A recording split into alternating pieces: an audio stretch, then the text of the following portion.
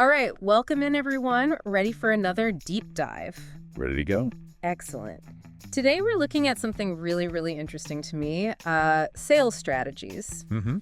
And specifically, like how do ideas for sales strategies get proposed and how are they received? Yeah. We've got a pretty fascinating source for this. It's actually a business English lesson, Interesting. Okay. but it depicts like a full sales meeting. Oh, wow. So even though, it is meant for, English language learners, it's got a lot of really, really great insights, I think, for anyone in business or anyone who wants to see, how these things play out in the real world. Right. So we're going to be talking about, some of the different sales approaches that come up, Mm-hmm. the techniques people use to make suggestions, and then maybe the most interesting part, how those suggestions are actually received. Yeah, that's always the make or break moment, isn't it? Yeah, exactly. So I think we can all learn a lot from this. Whether you're in sales or not, this kind of dynamic plays out in all sorts of professional settings. For sure. The power of persuasion, making your ideas heard, that's universal. Totally. I'm curious to see how it all unfolds in this meeting. Yeah, me too. So the meeting starts with a very clear objective. I mean, they need concrete solutions. Oh, I like that phrase. Yeah, and they need them now. Concrete solutions now. Gotta love that sense of urgency. That's business, right?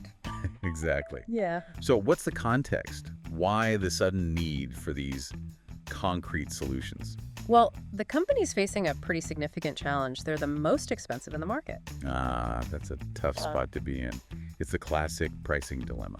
Totally. And so the whole conversation really revolves around how do they compete when they're not the cheapest option?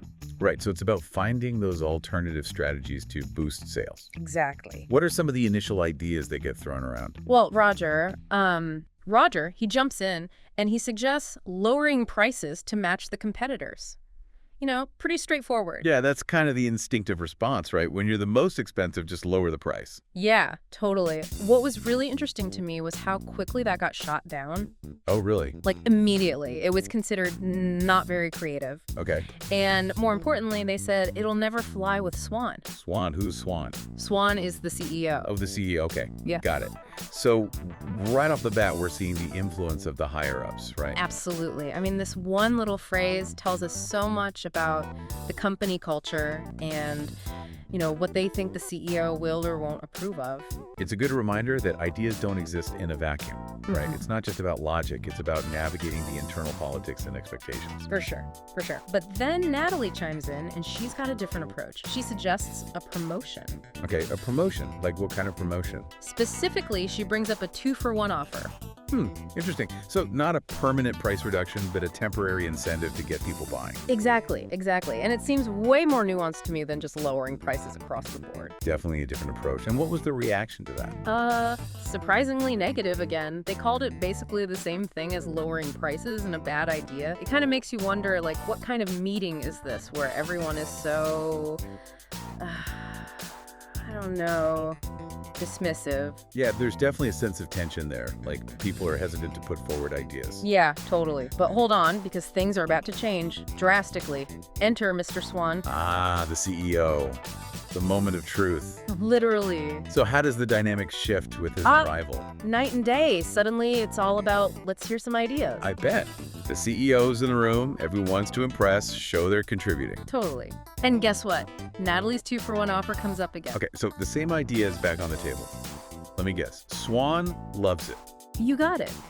I mean, he doesn't say he loves it, but he says, I kind of like the sound of that. Sounds like something we should consider. What a turnaround. The same idea that was dismissed minutes ago is suddenly worthy of consideration because the CEO gave it a nod. Yep, pretty much.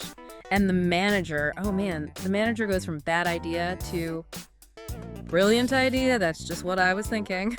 Oh, the classic flip-flop. You can practically see the gears turning, right? Aligning with the CEO's perspective at lightning speed. Totally. It's almost comical. But it really highlights how much power dynamics influence the way ideas are perceived. Absolutely. It's a stark reminder that sometimes getting the right people on board is just as important as the idea itself. So true. But let's talk a bit about some of the language they use because it's really insightful. Okay, what are some of the key phrases that jumped out at you? Well, they keep saying drive sales, which makes sense. Yeah, that's at the core of their objective, right? To Yeah. increase sales. And it's such an action-oriented phrase. It really conveys that sense of urgency. Totally. They're not just talking about maintaining sales. They want to see significant growth, and they want to see it now. It sets the stakes high. So, drive sales, that's one to remember. What else? Promotion is another important one, especially since it sparked such a debate. And the example they give, buy one, get one free, really clarifies what they mean. Yeah, a classic promotional tactic. Yeah. It's about creating that temporary incentive to boost sales. And they also mention, temporary price reductions as another type of promotion. Right, it's not just about giveaways, it's about creating a sense of value and urgency. Exactly. And it made me think about all the other kinds of promotions out there, like loyalty programs or bundling products together. Oh yeah, there's a whole world of promotional strategies. What about Roger's idea?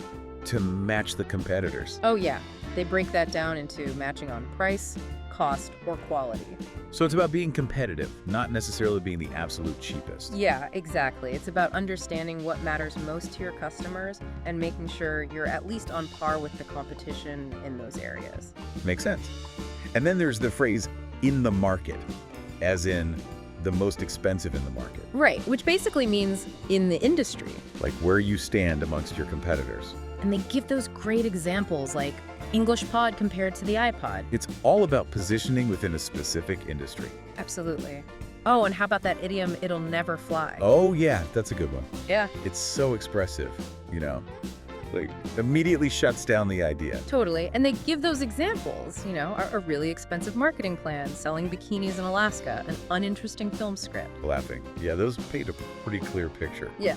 Like it's just not going to work. It's not a good idea. Right, but in this context, it's not just that the idea is bad, it's that they think the CEO will hate it. Yeah, it's that added layer of anticipating Swan's reaction. Have you ever had an idea that you knew would never fly in your workplace? Oh, absolutely. Especially when you kind of get a sense of the company culture, what kind of ideas they're open to and what they're not. It's like you can almost feel it in the air, like, nope, that's not going to happen here. Exactly. The source also had these little tips for speaking more fluently. Oh, like what? Like, instead of saying, Swan will arrive soon, they suggest saying Swan will be here any minute. Oh, I see. It's more natural, more conversational. It conveys that sense of immediacy. Totally. And they suggest using consider instead of think about. That does sound more polished, more professional. Yeah, like you're really giving something serious thought. It elevates the conversation a bit. And then there's brilliant. It's obviously a really positive word, but they point out that it's maybe more common in British English. Interesting. So even in a business setting, there can be these subtle cultural nuances in language. For sure. But regardless, it packs a punch. I mean, if someone calls your idea brilliant, you've really impressed them. Yeah, it's strong endorsement. Okay, but I have to say, the thing that really struck me in all of this is the manager's behavior. Yeah, the way they flip-flopped on Natalie's idea depending on Swan's reaction. Exactly. It makes you wonder what kind of environment that creates, when people are afraid to share their ideas because they might get shut down. It definitely raises questions about leadership and fostering a culture of openness and creativity. The source mentions this example of a general manager who was really encouraging and supportive, who knew everyone's name. Oh, that's nice. Yeah, and it made everyone want to work harder, to do their best. See, that's the power of positive leadership. It can make a huge difference in how people feel about their work and how motivated they are to contribute. Totally. I mean, think about your own experiences. Have you ever worked somewhere where you felt really empowered to share your ideas, even if they were a bit outside the box? Absolutely. And it makes such a difference. You feel like you're part of something, like your voice matters. And that's what leads to real innovation, right? Exactly. When people feel safe to take risks, to challenge the status quo, that's when truly groundbreaking ideas emerge. Couldn't agree more. Well, the source actually provides a really handy recap of all the key vocabulary we've been discussing. Oh, that's helpful. Like a little review session. Yeah, exactly. They go over terms like concrete solutions, drive sales, in the market, match the competitors, will never fly, promotion. Right. Those are all crucial for understanding the dynamics of this sales meeting. And they also touch on broader sales concepts, like competitive, win sales, sales strategy, sales cycle to outsell, and customer loyalty. It's a good reminder of the language and the mindset of this whole business world. So as we wrap up this deep dive, I think we've really uncovered some fascinating insights into the world of sales meetings, haven't we? We have. We've seen how crucial it is to understand the way ideas are presented and received, and the profound impact leadership can have on that process. It really makes you think about those unwritten rules of different company cultures, right? Absolutely. And here's something for everyone listening to consider. How do those unspoken rules, those underlying values, affect the way people share ideas and support innovation? Are some companies naturally more resistant to change than others? Exactly. And building on that, what are some strategies we can all use to effectively present our ideas in a professional setting? Especially when you anticipate that there might be some pushback. How can we frame our suggestions in a way that makes them more likely to be heard and seriously considered? And finally, and this is a big one, in a world that's constantly changing, how can we make sure that those brilliant ideas, the ones with real potential, don't get dismissed too quickly? That's the challenge, isn't it? To stay open to new possibilities, even when they challenge the way things have always been done. And on that note, I think we'll leave everyone with that thought. Food for thought. Thanks for joining us on this deep dive. Until next time. See you then.